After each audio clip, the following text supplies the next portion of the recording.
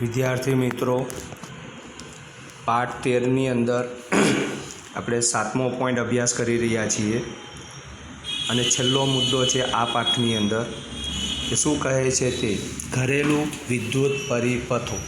તો ઘરેલું વિદ્યુત પરિપથો એટલે કે આપણા ઘરની અંદર જે વિદ્યુત પરિપથ જોડેલો છે કે સબસ્ટેશનની અંદરથી આવતી લાઈન, ઇલેક્ટ્રિક વિદ્યુત પ્રવાહની લાઈન, અને ત્યાર પછી આપણા ઘરની અંદર અલગ અલગ ઉપકરણની અંદર અથવા તો અલગ અલગ પોઈન્ટ સુધી કેવી રીતે વિદ્યુત પ્રવાહ વહી રહ્યો છે અને પસાર થઈ રહ્યો છે તેને આપણે શું કહીશું? ઘરેલું વિદ્યુત પરિપથો કહીશું. તો ઘરેલું પરિપથોમાં વપરાતા વાયરના 3 પ્રકારોના નામ તેમના આવરણ સંબંધિત રંગોના સંદર્ભમાં જણાવવાનું છે. તો આપણે વિદ્યાર્થી મિત્રો આપણા ઘરની અંદર જે વાયરિંગ આવેલું છે તે વાયરિંગની અંદર લાલ વાયર હોય છે, સફેદ વાયર હોય છે, કાળા વાયર હોય છે, લીલા કલરના વાયર હોય છે. અલગ અલગ વાયરનો શું ઉપયોગ છે તેને વિશે સમજવાનું છે. તો સૌથી મહત્ત્વના વાયરો છે, આપણી પાસે 3 વાયરો છે, લાલ રંગના, કાળા રંગના અને લીલા રંગના.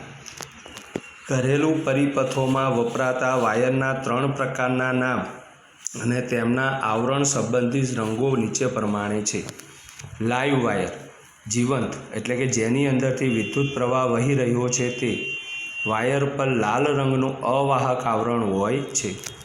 જ્યારે ન્યુટ્રલ વાયર પર કાળા રંગનું અવાહક આવરણ હોય છે. જ્યારે અર્થિંગ વાયર પર લીલા રંગનું અવાહક આવરણ હોય છે. વિદ્યાર્થી મિત્રો, પરીક્ષાની અંદર 110% આ 3 રંગના વાયરમાંથી કોઈપણ એક રંગના વાયર વિશે તમને પરીક્ષામાં પૂછાશે. આપણા દેશમાં વપરાતા લાઈવ વાયર અને ન્યુટ્રલ વાયરના વિદ્યુત સ્થિતિમાન જણાવો. આ વાયરો વચ્ચે વિદ્યુત સ્થિતિમાનનો તફાવત કેટલો છે? આપણા દેશમાં લાઈવ વાયર લાલ રંગનું અવાહક આવરણ હોય તેને શું કહેવાશે? લાઈવ વાયરનું વિદ્યુત સ્થિતિમાન એટલે કે વિભવ 220 વોલ્ટ ઊંચું વિદ્યુત સ્થિતિમાન છે. અને ન્યુટ્રલ વાયર કાળા રંગનું અવાહક આવરણનું વિદ્યુત સ્થિતિમાનનું વિભવ 0 વોલ્ટેજ હોય છે. ભૂવિભવ નીચું વિદ્યુત સ્થિતિમાન છે. આ વાયરો વચ્ચે વિદ્યુત સ્થિતિમાનનો તફાવત 220 થી 0 એટલે 220 વોલ્ટ હોય છે. અર્થિંગ વાયરનું કાર્ય શું છે? ધાતુના સાધનોનું અર્થિંગ શા માટે કરવું જરૂરી છે? અર્થિંગ વાયરનું કાર્ય. અર્થિંગ વાયરનો ઉપયોગ મોટે ભાગે ધાતુનું આવરણ ધરાવતા વિદ્યુત સાધનોમાં સુરક્ષાના ઉપાય સંદર્ભે કરવામાં આવે છે. આ અર્થિંગ વાયરને સાધનોની ધાતુની સપાટી સાથે જોડવામાં આવે છે. વિદ્યુત સાધનમાંથી લીક થયેલ વિદ્યુત પ્રવાહ જમીનમાં સહેલાઈથી જતો રહે એટલા માટે અર્થિંગ વાયર તે પ્રવાહને નીચા વિદ્યુત અવરોધોવાળા વહન પથ પૂરો પાડે છે અને તેથી તે વિદ્યુત સાધન વાપરવાને વિદ્યુત શોકથી શું મળે છે? રક્ષણ મળે છે. તેથી ધાતુના સાધનો જેવા કે વિદ્યુત ઇસ્ત્રી, ટોસ્ટર, ટેબલ પંખો, રેફ્રિજરેટર વગેરેને અર્થિંગ કરવું જરૂરી છે. કેટલીકવાર આકસ્મિક રીતે વિદ્યુત સાધનો સાથે જોડેલ વાયરોનું અવાહક આવરણ પીગળી જાય છે. પરિણામે સાધનના ધાતુના આવરણમાંથી વિદ્યુત પ્રવાહ શું થાય છે? વહે છે. આવા સાધનને કોઈ વ્યક્તિ અડે તો તેને ભયંકર વિદ્યુત શોક, વિદ્યુત આંચકો લાગે છે જે ઘાતક પણ નીવડી શકે છે. આને નિવારવા વિદ્યુત પ્રવાહને જમીનમાં જવા દેવો જરૂરી છે, જેને આપણે શું કહીએ છીએ? અર્થિંગ કહીએ છીએ. તો વિદ્યાર્થી મિત્રો, અર્થિંગનો ઉપયોગ ખૂબ જ મહત્ત્વનો છે. અર્થિંગ વગરના સાધનો જો ઘરની અંદર હોય તો તેને કારણે અમુક સમયે મોટી જાનહાનિ થવાની પણ શક્યતા રહે છે. વધુમાં અર્થિંગ વાયર પરિપથને ખૂબ નીચો અવરોધ પૂરો પાડે છે. તેથી તે પરિપથમાં વિદ્યુત પ્રવાહ ખૂબ વધી જાય છે. પરિણામે તે પરિપથમાંનો ફ્યુઝ પીગળી જાય છે અને ત્યાં વિદ્યુત પુરવઠો શું થાય છે? અટકી જાય છે. આમ વિદ્યુત સાધનોને યોગ્ય અર્થિંગ આપવાથી શક્ય તેટલા વિદ્યુત શોકથી બચી શકાય છે અથવા તો કોઈ જીવને પણ નુકસાન ન થાય તેની પણ શું કરી શકાય છે? કાળજી રાખી શકાય છે. એક સામાન્ય ઘરેલું વિદ્યુત પરિપથની આકૃતિ દોરી તેનું વાયરિંગ પદ્ધતિની મુખ્ય લાક્ષણિકતાઓ ચર્ચા કરો. વિદ્યાર્થી મિત્રો, ખૂબ જ મહત્ત્વનો પોઈન્ટ છે આ. 110% વિદ્યાર્થી મિત્રો ઘરેલું વિદ્યુત પરિપથની આકૃતિ દોરીને પરીક્ષાની અંદર તમારે સમજૂતી આપવાની રહે છે. તો એની અંદર સૌથી મહત્ત્વનો ભાગ છે અર્થિંગ વાયર. જો ઉપર જે ડોટ ડોટ ડોટ વડે બતાવેલું છે તે અર્થિંગ વાયર લીલા આવરણવાળો વાયર હોય છે, જે આ દરેકના ઘરોની અંદર હોય છે અને તે ક્યાં ઉતારેલો હોય છે? જમીનની અંદર ઉતારેલો હોય છે. અને અર્થિંગ વાયર એ દરેક પ્લગની અંદર તમે P1, P2 અને P3ની અંદર જોઈ શકો છો. દરેકે દરેક પોઈન્ટ સાથે અર્થિંગ વાયર જોડેલો હોય છે અને જોડેલો હોય છે. જ્યારે S1, S2 અને S3 જે ખરા તે શું બતાવેલું છે વિદ્યાર્થી મિત્રો? સ્વિચ બતાવેલી છે. તો બે માર્ગ જુઓ, લાલ આવરણવાળા વાયર અને કાળા આવરણવાળો વાયર. હવે લાલ આવરણવાળો વાયર જે ખરું તે ઇલેક્ટ્રિસિટી બોર્ડમાંનો ફ્યુઝ છે. વિદ્યુત મીટરમાંથી પસાર થાય છે. વિદ્યુત મીટરમાંથી મુખ્ય સ્વિચ અને દરેક પરિપથ માટે અલગ ફ્યુઝ ધરાવતું વિતરણ ખાનું જોવા મળે છે. તે દરેકે દરેકની અંદરથી શું જોવા મળે છે? ઉપકરણો ઉપયોગમાં લેવાય તે સ્થાને આપણને વિદ્યુત પ્રવાહ પહોંચતો દેખાડવામાં આવેલ છે. તો આકૃતિ સમજ્યા પછી વિદ્યાર્થી મિત્રો આગળ સમજીએ આપણને આપણા ઘરોમાં વિદ્યુત પાવર પુરવઠો મેઇન સપ્લાય અથવા તો મેઇન્સ દ્વારા મળે છે.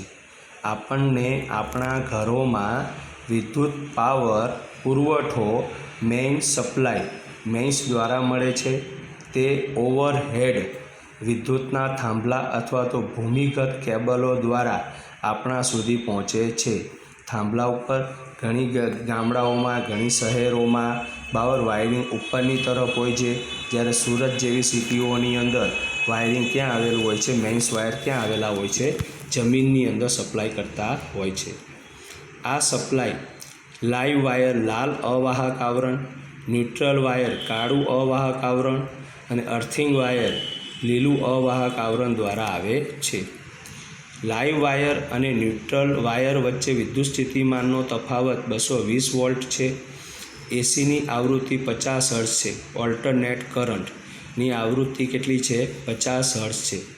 ઘરમાં લગાડેલ મીટર બોર્ડમાં આ વાયરો મુખ્ય ફ્યુઝમાં પસાર થઈને વિદ્યુત મીટરમાં દાખલ થાય છે. ઘરમાં લગાડેલ મીટર બોર્ડમાં આ વાયરો મુખ્ય ફ્યુઝમાં પસાર થઈને વિદ્યુત મીટરમાં દાખલ થાય છે. તેમને મેઇન સ્વિચમાંથી પસાર કરી ઘરના લાઇન વાયરો સાથે જોડવામાં આવે છે. આ વાયરો ઘરના જુદા જુદા પરિપથોને વિદ્યુત ઉર્જા પૂરી પાડે છે. ઘણીવાર ઘરોમાં બે અલગ પરિપથો હોય છે. એક 15 એમ્પિયર વિદ્યુત પ્રવાહ રેટિંગ ધરાવતો પરિપથ કે જે વધુ પાવર રેટિંગ ધરાવતા વિદ્યુત ઉપકરણો જેવા કે ગીઝર, એર કુલર વગેરે માટે વપરાય છે. જ્યારે 5 એમ્પિયર વિદ્યુત પ્રવાહ રેટિંગ ધરાવતો વિદ્યુત પરિપથ જે બલ્બ, પંખા, રેડિયો વગેરે માટે વપરાય છે. અર્થિંગ વાયર મોટે ભાગે ઘરની નજીક ઊંડે જમીનમાં ધાતુની પ્લેટ સાથે સ્થાનિક અર્થિંગ તરીકે જોડેલ હોય છે. અર્થિંગ વાયર મોટે ભાગે ઘરની નજીક ઊંડે જમીનમાં ધાતુની પ્લેટ સાથે સ્થાનિક અર્થિંગ તરીકે જોડેલ હોય છે.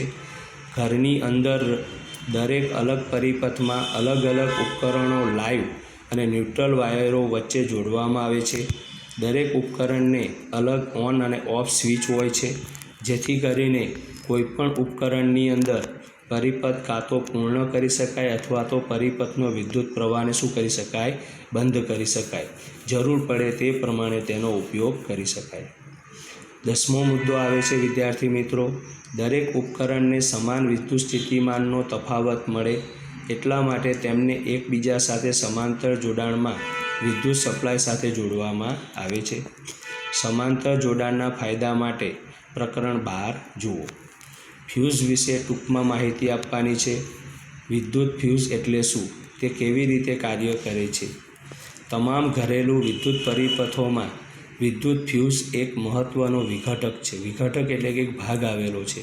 ફ્યુઝનું કાર્ય ખૂબ જ મહત્ત્વનું છે વિદ્યાર્થી મિત્રો, અને તેની કિંમત ખૂબ નજીવી હોય છે. પરંતુ તે ફ્યુઝ એ મોટા સાધનો જે ખરા ઇલેક્ટ્રિક મોટા સાધનો મોટી કિંમતના સાધનોને ખરા તે રક્ષણ આપવાનું કાર્ય કરે છે.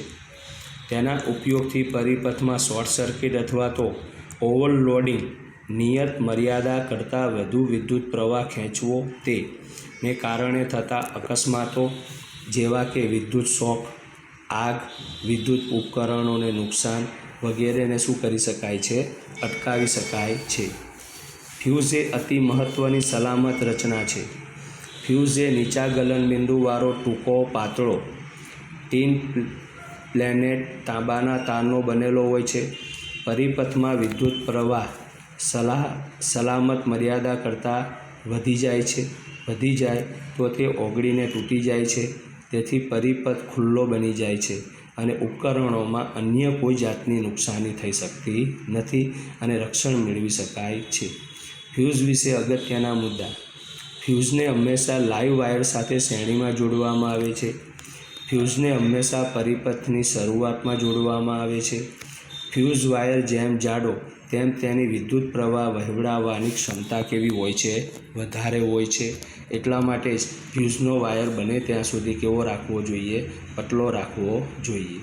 આકૃતિની અંદર વિદ્યાર્થી મિત્રો બે પ્રકારના ફ્યુઝ બતાવેલા છે.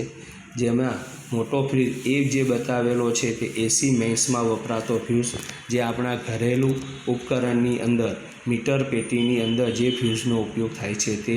અને બી નંબરનો જે બતાવેલો છે તે ઇલેક્ટ્રિક સાધનોની અંદર, ઇલેક્ટ્રિક ઉપકરણોની અંદર જે યોગ્ય પ્રમાણમાં તેનો ઉપયોગ કરી શકાય છે તે રીતેનો હોય છે. મહત્તમ વિદ્યુત પ્રવાહ. જે પરિપથ કે વિદ્યુત સાધન ખમી શકે છે તેના કરતાં ઓછા વિદ્યુત પ્રવાહ ધારક ક્ષમતા, જેને વિદ્યુત પ્રવાહ રેટિંગ પણ કહેવાય, આવો ફ્યુઝ વાપરવો જોઈએ. ઘરેલું વિદ્યુત પરિપથમાં વપરાતા બે વિદ્યુત પ્રકારના વિદ્યુત ફ્યુઝ આકૃતિમાં દર્શાવેલા છે. વિદ્યુત ફ્યુઝના ઉપયોગથી વિદ્યુત પરિપથ તથા વિદ્યુત ઉપકરણમાં વહેતા અનિચ્છનીય ઉચ્ચ વિદ્યુત પ્રવાહને અટકાવી સંભવિત નુકસાનથી બચી શકાય છે. જૂલ તાપમાન, જૂલ હીટિંગને લીધે ફ્યુઝ પીગળે છે. પરિણામે વિદ્યુત પરિપથમાં ભંગાણ સર્જાય છે. શોર્ટ સર્કિટ અને ઓવરલોડિંગ વચ્ચેનો તફાવત. શોર્ટ સર્કિટ એટલે શું? જો લાઇવ વાયર અને ન્યુટ્રલ વાયરનું પ્લાસ્ટિક અવાહક આવરણ તૂટી જાય ત્યારે બે વાયર કાં તો સીધી રીતે અથવા તો કોઈ વાહક દ્વારા સંપર્કમાં આવે છે. આમ લાઇવ વાયર અને ન્યુટ્રલ વાયરનું એકબીજા સાથે સંપર્કમાં આવવું તેને શું કહેવાય છે? શોર્ટ સર્કિટ કહેવાય છે. ફરીથી જુઓ વિદ્યાર્થી મિત્રો, શોર્ટ સર્કિટ એટલે શું? જો લાઇવ વાયર કે જેની અંદર વિદ્યુત પ્રવાહ વહી રહ્યો છે તે, જો લાઇવ વાયર અને ન્યુટ્રલ વાયરનું પ્લાસ્ટિક આવરણ અવાહક તૂટી જાય ત્યારે બે વાયર કાં તો સીધી રીતે અથવા કાં તો વાહક દ્વારા સંપર્કમાં આવે છે. આમ લાઇવ વાયર અને ન્યુટ્રલ વાયરનું એકબીજા સાથે સંપર્કમાં આવવું તેને શું કહેવાય? શોર્ટ સર્કિટ કહેવાય. આ કિસ્સામાં પરિપથનો અવરોધ લગભગ શૂન્ય થાય છે. પરિણામે પરિપથમાં મોટા મૂલ્યનો વિદ્યુત પ્રવાહ વહેવા લાગે છે. તેથી વાયર ખૂબ ગરમ થાય છે અને આગ પણ લાગી શકે છે. ઓવરલોડિંગ. ઘરેલું વાયરિંગમાં અમુક સમયે વહેતો વિદ્યુત પ્રવાહ વપરાતા વિદ્યુત સાધનોના પાવર રેટિંગ ઉપર આધારિત હોય છે. જો ઉચ્ચ તાપમાન રેટિંગવાળા ઘણા બધા વિદ્યુત સાધનો જેમ કે વિદ્યુત ઇસ્ત્રી, વોટર હીટર, એર કન્ડિશનર વગેરે એકસાથે ચાલુ કરવામાં આવે તો તે સાધનો પરિપથમાંથી ખૂબ જ મોટા પ્રમાણમાં વિદ્યુત પ્રવાહ શું કરે છે? ખેંચે છે. આને ઓવરલોડિંગ કહેવાય છે. જેથી ઘરેલું વાયરિંગના તાંબા, એલ્યુમિનિયમના વાયર અતિ ઊંચા તાપમાને ગરમ થાય છે. તેનાથી આગ પણ લાગી શકે છે. ઘરેલું વિદ્યુત પરિપથોમાં ઓવરલોડિંગ માટે જવાબદાર 3 પરિબળોની યાદી જણાવો. ઓવરલોડિંગ માટે જવાબદાર 3 પરિબળો નીચે પ્રમાણે છે. લાઇવ વાયર અને ન્યુટ્રલ વાયરનો સીધો સંપર્ક હોવો. પુરવઠા વોલ્ટેજમાં અચાનક મોટો શું થઈ જાય છે? વધારો થઈ જાય છે. તો પણ તેને શું કહેવાય છે? ઓવરલોડિંગ કહી શકાય છે. એક જ સોકેટમાં ઘણા બધા વિદ્યુત ઉપકરણો જોડવા અને તેમની સાથે એક સામતો ઉપયોગ કરવો તો તેને કારણે પણ શું થઈ જાય છે, ઓવરલોડિંગ જોવા મળે છે. ત્યાર પછી ઇન્ડેક્સના પ્રશ્નો આવે છે વિદ્યાર્થી મિત્રો. વિદ્યુત પરિપથો અને ઉપકરણોમાં સામાન્ય રીતે વપરાતા 2 સુરક્ષા ઉપાયોના નામ લખો. યોગ્ય રેટિંગવાળો સપ્લાય ફ્યુઝ વાપરવો, જેના કારણે ઓવરલોડિંગના લીધે સાધનો અને પરિપથને થતું નુકસાન શું કરી શકાય છે, નિવારી શકાય છે. યોગ્ય અર્થિંગ વાયર વાપરવો, જ્યારે લાઈવ વાયર અકસ્માતે વિદ્યુત સાધનના ધાતુના ભાગને સ્પર્શે છે ત્યારે શક્ય એવા વિદ્યુત શોકથી શું કરી શકાય છે, બચી શકાય છે. 2 કિલોવોટ પાવર રેટિંગ ધરાવતું એક ઇલેક્ટ્રિક ઓવન, 5 એમ્પિયરનું પ્રવાહ રેટિંગ ધરાવતા એક ઘરેલું વિદ્યુત પરિપથ એટલે કે 220 વોલ્ટમાં વાપરવામાં આવે છે તો આ પરિપથમાં તમે કેવા પરિણામોની અપેક્ષા રાખશો, સમજાવો. તો વિદ્યુત ઓવર દ્વારા ખેંચાતો વિદ્યુત પ્રવાહ I બરાબર P/V. તો 2000 વોટ છેદમાં વિદ્યુત પ્રવાહ 220 છે, 9.09 એમ્પિયર. અહીં વિદ્યુત પરિપથનું પ્રવાહ રેટિંગ 5 એમ્પિયર છે. તેનો અર્થ પરિપથમાં વપરાયેલો ફ્યુઝ 5 એમ્પિયરની પ્રવાહ ક્ષમતાવાળો છે.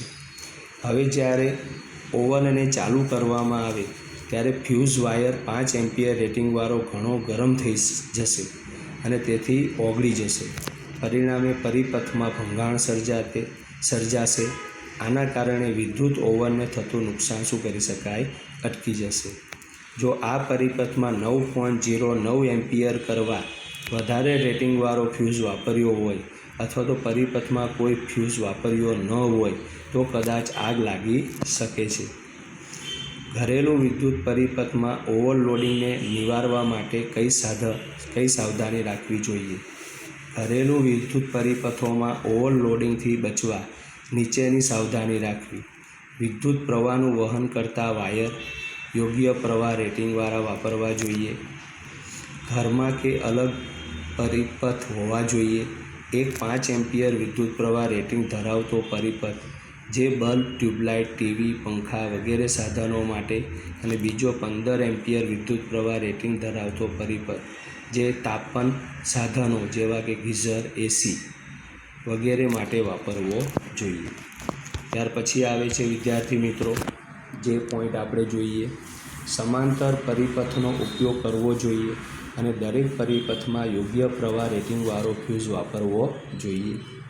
ઊંચો પાવર રેટિંગ ધરાવતા વિવિધ વિદ્યુત સાધનો જેવા કે વિદ્યુત ઇસ્ત્રી, ગીઝર, વાતાનુકૂળ કરનાર એસી વગેરેને એક જ સમયે ચાલુ કરવા ન જોઈએ. ઘણા બધા વિદ્યુત સાધનોને એક જ સર્કિટમાં એકસાથે વાપરવા ન જોઈએ. દર 5 થી 6 વર્ષ પછી જૂના તારની જગ્યાએ ચોક્કસ પ્રવાહ રેટિંગવાળા અને સારું અવાહક આવરણ ધરાવતા નવા તાર વાપરવા જોઈએ. સારી ગુણવત્તા ધરાવતા PVC વાપરવા જોઈએ, જેને કારણે વિદ્યાર્થી મિત્રો આપણા ઘરની અંદર વિદ્યુત ઉપકરણો, વિદ્યુત પ્રવાહ યોગ્ય પ્રમાણમાં વપરાઈ રહે અને તેનું આપણે રક્ષણ પણ મેળવી શકીએ અને સાથે સાથે વિદ્યાર્થી મિત્રો આપણે આપણા ઘરની અંદર લાઇટ બિલ છે કે અન્ય કોઈ ઉપકરણો છે તેનું વ્યવસ્થિત પણ આપણે રક્ષણ કરી શકીએ. તો વિદ્યાર્થી મિત્રો અહીં ગાડી 13મો પાઠ આપણો સંપૂર્ણ પૂરો થાય છે. તો અહીં ગાડી આપણું ભૌતિક વિજ્ઞાન પણ પૂરું થાય છે, જીવ વિજ્ઞાન પણ પૂરું થાય છે. તો હવે પછી વિદ્યાર્થી મિત્રો જે આપણે અભ્યાસ કરવાનો છે તે રસાયણ વિજ્ઞાનમાં એક છેલ્લો પાઠ જે બાકી છે તેનો આપણે હવે પછીના વિડીયોની અંદર શું કરીશું, અભ્યાસ કરીશું. તો દરેક વિદ્યાર્થીઓને ખાસ જણાવવાનું, તમે જે ભણો છો તેની વ્યવસ્થિત તૈયારી કરતા રહેશો.